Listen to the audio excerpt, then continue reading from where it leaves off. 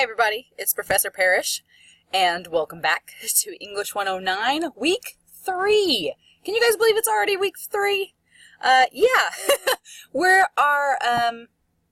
practically, we're 3 weeks into the class. We are almost to the halfway point, which is wild, right? So next week will actually be Week 4, and the end of that week will mark as we get to midterms, which is crazy. So what this video is as per usual, we're going to go over what we're doing this week in the class and just do some housekeeping things. Shouldn't be a terribly long lecture video this week, but just wanted to point out some things that are due. So if I go up here to my assignments, I'm recording this on Sunday, so week 2 is still going to show up. If you have not done the discussion forum, your writing assignment, this cause and effect paper, it is worth 50 points, so make sure that you have that turned in by Sunday night.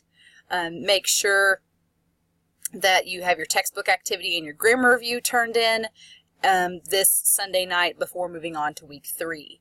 I do have some students ask about extra credit, things like that, and really there's not a lot of extra credit in this class. It's really important that you get every assignment turned in on time. Double check your assignments too. So when you turn an assignment in, click on that file that shows up that you've submitted and make sure it's the correct file, because sometimes you click on the wrong one on accident, and if it's past the due date, I can't give you credit for it. So since you have an entire week to turn stuff in, I do ask that you double check when you turn stuff in to make sure that it's correct. All right? So if you have any issues, or if you find out that you did accidentally turn in the wrong file and you need me to reopen it, as long as it's before the deadline, I can reopen your assignment and let you resubmit. But here's the thing. Our assignments are due by 11:55 p.m. I'm not always awake until that time. So if you're submitting at 11:50 at night with 5 minutes left of the deadline and you accidentally submit the wrong file, I won't probably be able to open it in time for you to resubmit. Now, if that situation occurs, it's not ideal, but as long as you email me that assignment by the deadline, I will still accept it, if it's a technical error like that. However, if it's 11:56 or midnight, I won't take it, because you have a whole week. You should be turning stuff in by the due dates, and I'm really diligent about that, because your other classes are going to be as well. So, like I said from week 1, procrastination is not your friend in this class. But working ahead is. So, but if you have any technical errors like that, just let me know, and I will work with you the best that I can. So week 3, we're talking about tone and content in writing. So your discussion forum, business as usual, and I'll pull that up in a minute and show you all what that is.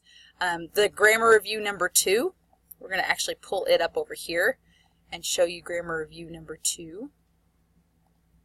Open that up. All right, so grammar review number 2 is based on page 447 in our book. Numbers 1 through 5 is where you write a second sentence behind the first in the question, and then the sentence has to start with what the blue word was in your textbook. So it's just kind of like adding on extra details. And activity on page 448, activity 4, is writing the word that most logically connects the two sentences together. So the conjunction that puts them together that makes the most sense. So these two assignments are pretty easy. Page 449 is doing the exact same thing that you did in the first part. And then on page 450, it's looking at semicolons. So where do you put semicolons at in a sentence? And a semicolon, if you're not familiar, is, you know how you have a comma, which is the little comma mark. A semicolon is the comma mark with a little period above it. And what a semicolon does is it connects sentences. It takes the place of a conjunction. So rather than saying, I went to the store and I got milk, I could say, I went to the store, semicolon, got milk. It's not ideal, but you can substitute a semicolon in for a conjunction, and as long as the sentence makes sense, it works. It's a very stylistic grammar device, but this activity number 6 and 7, want you to put in where the semicolon would be in that sentence. And then activity 8 is where you choose whether you would use a semicolon or a comma. And page 452 goes over the situations in which you would use a comma and the situations in which you would use a semicolon. So again, this is just grammar review, but I do think it's important that you know the differences between semicolons and commas in your writing. All right, so that is the grammar assignment. Go back here. All right. And then you have textbook activity number 3, which is listed here. All right, and so this is based on page 55 to 57 in your English Skills textbook. For this first part here, you just write a P if it's a point and S if it is support. So pages 55 to 57 talk about how we have details that are the main point and details that are supporting. So what that means is that you have a main point, which is the focus, the thesis statement, and then you have your support, which are the sentences that kind of elaborate on your point and also complement it.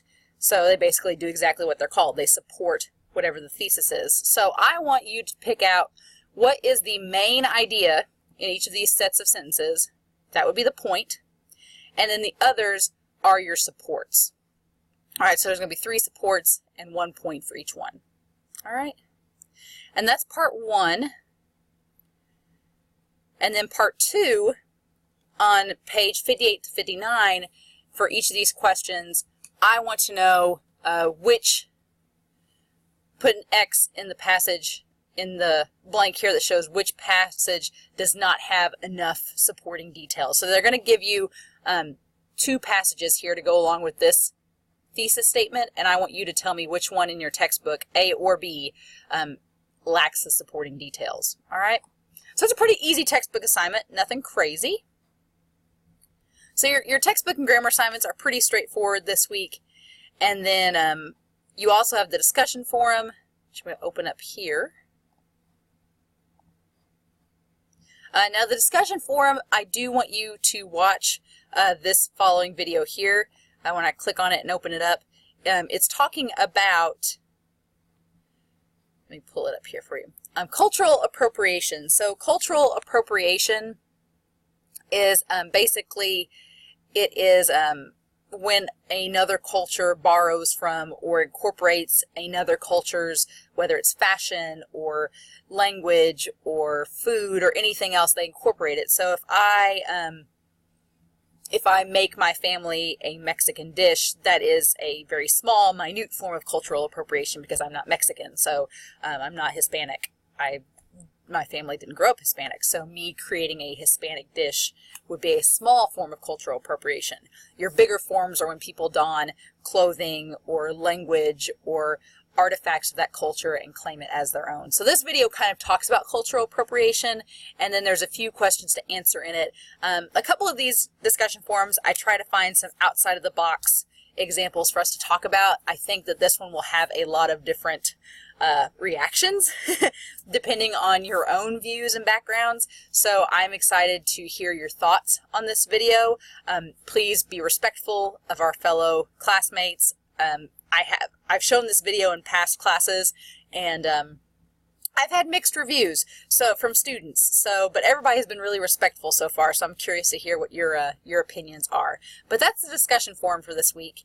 And then finally, the compare and contrast is our next paper. So if you've not turned in the cause and effect that was due for week 2, make sure you get that in tonight, because we're going to be done with that paper and moving on to compare and contrast. Compare and contrast is my favorite, one of my favorites of this class that we do. And I'll pull up the guidelines here. It's a pretty straightforward paper. I actually think compare and contrast are the easiest papers to write, because you're really just talking about similarities and differences between 2 topics. So chapter 11 in our book talks about compare and contrast, and so I definitely want you to read that chapter this week. It's not long, but it will give you a lot of ideas about comparing and contrasting topics. So your compare and contrast, it's worth the same amount of points as our cause and effect.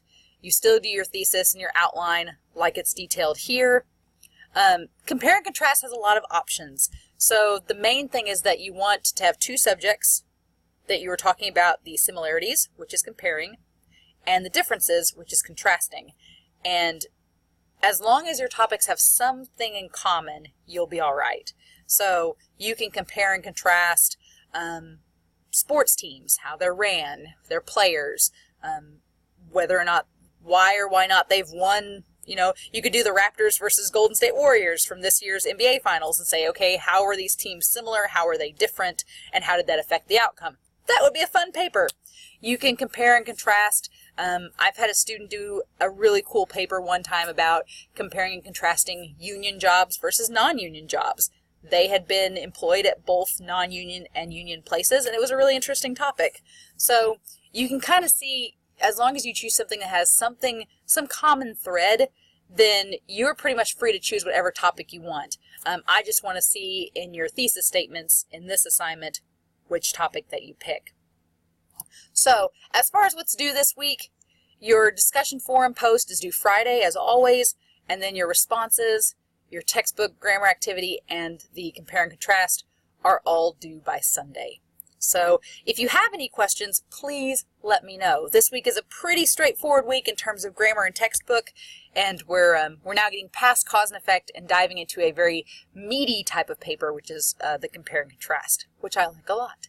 So yeah, that's week 3. As always, this video will be in our resources as well as on our course homepage in the announcements section. Please make sure that you watch these videos. There's not anything too new this week, but we'll talk about midterms and moving forward next week once we get into week 4. But if you have any questions, feel free to email me, contact me, and I will be happy to answer any that you have. Have a wonderful week, everybody, and I'll talk to you all soon. Bye.